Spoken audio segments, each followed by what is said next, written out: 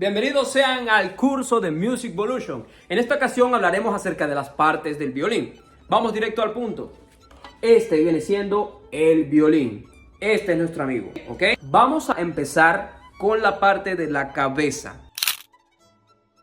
En la parte de la cabeza vemos esta forma curva, como una espiral, a la que se le llama scroll, que también en español se le dice caracola.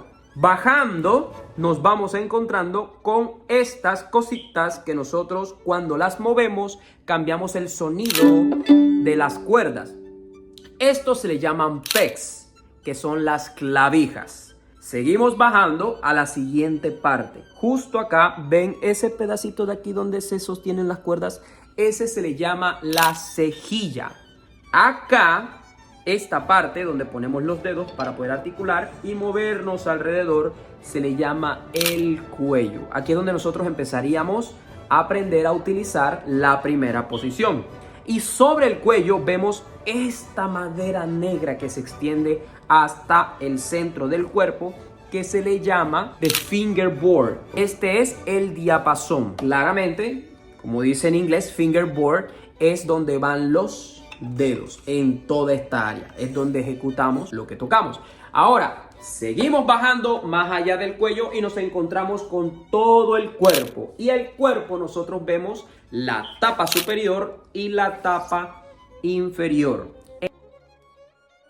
En la tapa superior, cuando llegamos al centro del violín, vemos estos huequitos que son súper elegantes y súper preciosos, que se les llaman F-holes. Estas son las Fs por donde sale el sonido. Y justo en medio de las Fs vemos este pedacito de madera que es el que está levantando las cuerdas. A ese se le llama the bridge o puente. Como ven, todo el peso y toda la tensión de la cuerda la está sosteniendo el puentecito. Si nosotros vemos a través de los F-holes, podemos encontrar un palito que conecta la parte de abajo con la parte de arriba. Vamos a intentar encontrarlo. Ahí está. Ese palito de ahí adentro. Ese es el alma. Es el que conecta todo el sonido que entra desde el puente hacia abajo. Y todo eso que se resuena adentro sale por los F-holes. Y también tiene otra función. Como se dan cuenta, toda la tensión de la cuerda la recibe el puente. Y eso es un peso grande que recibe la tapa superior. Por eso también tenemos esa alma adentro, porque es la que está sosteniendo todo ese peso para que no se rompa la tapa superior. Vamos a continuar bajando por parte de las cuerdas hacia este pedacito de acá. Como lo ven, está jalando las cuerdas, las está sosteniendo.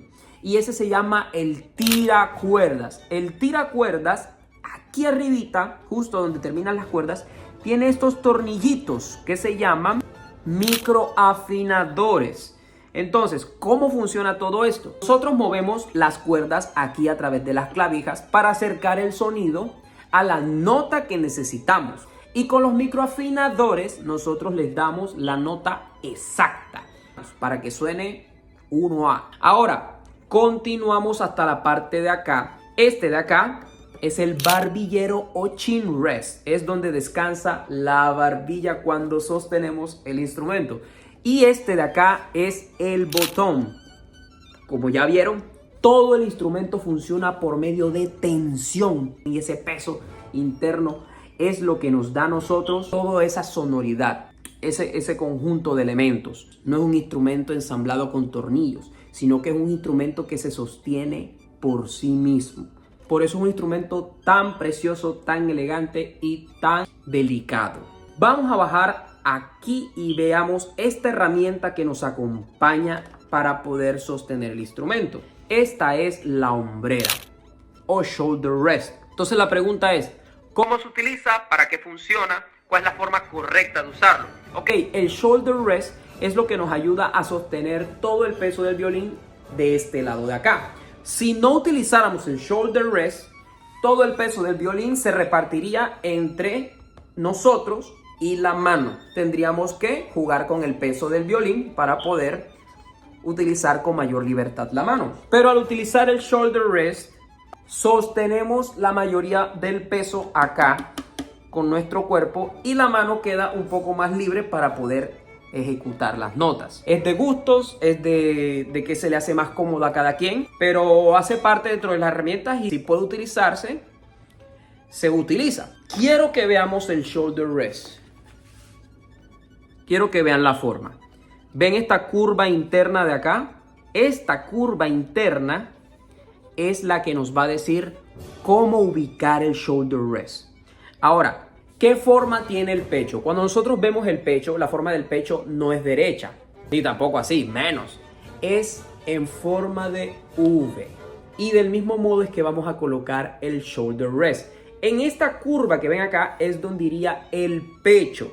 Nos los colocaríamos de esta manera, así. ¿Ven? Ahí queda solito en su lugar. Ese sería el ángulo en donde nos quedaría el violín de la forma más cómoda para poderlo sostener. Vamos a instalarlo con la curva del pecho del lado del chin rest. Ya es mucho más cómodo colocarlo, ponemos la barbilla y ahí queda el instrumento. Es mucho más asequible. A la hora de colocar el chin rest, piénsenlo un poco más de esa forma. Es de cómo va acomodado sobre el pecho. Y eso también les va a ahorrar dolores de cabeza cuando al principio estamos aprendiendo a utilizar el instrumento. No nos queda muy claro a muchos cómo utilizarlo por nuestra propia cuenta. Y pues esa sería una gran guía para saber cómo ubicarse el violín. Continuamos con la siguiente parte. El arco, the bow. Entonces, vamos a ver un poco sobre cómo es su uso y cómo se llaman sus partes. Ahora, empecemos por acá, por esta partecita de acá. Este de acá es un tornillo, este es el tornillo, este es de screw, que nosotros lo utilizamos para tensar y destensionar los pelitos que vemos acá colgando. Cuando lo tensamos, podemos darle mucha más claridad al sonido. Va a ser mucho mejor el contacto. Si nosotros tocamos con los pelos totalmente destensionados, va a sonar como rosa con la madera.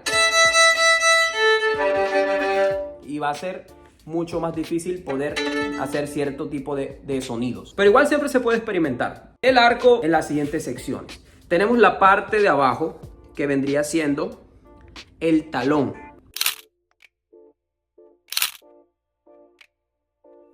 Que en el talón es donde colocamos la mano. Ya con el tiempo vamos a ir aprendiendo cómo es la forma adecuada de colocar cada dedo. Ya los arcos están construidos de una manera diferente. En otra época quizás funcionaba mejor que la curva estuviera hacia afuera. Pero ahora mismo la mejor forma de sacarle el potencial al arco es manteniendo cierta tensión en los cabellos, pero que la madera no se curve tanto hacia afuera, sino que pueda mantener su forma. Por eso también cuando guardamos el arco, lo destensionamos. El cabello que ustedes ven acá, este cabello, originalmente se utiliza es la crin de caballo para poderlo realizar. Pero también vamos a encontrar en los arcos más económicos que están diseñados con un cabello un poco más sintético. Pero igual para empezar no hay problema con ese tipo de cosas. Siempre lo mejor es empezar con la mayor calidad posible. Pero no está mal hacerse a algo económico para poder empezar a entenderse con el instrumento. Y mientras más vamos aprendiendo podemos hacernos accesorios o aparte del instrumento mucho de más alta gama. Toda la parte interna de la vara viene siendo esta hasta llegar a la punta. Cuando nosotros vemos el arco, nosotros vemos una sola cosa, pero una vez que empezamos a ejecutar el instrumento vamos viéndolo por partes, dado que cada sección tiene una forma distinta de utilizarse y da un sonido totalmente distinto y también te da ciertas facilidades. Bueno, y aquí concluimos con las partes del violín. Suscríbete y dale a la campanita para que no te pierdas ni un solo video de este curso de cuerdas frotadas con Musicvolution.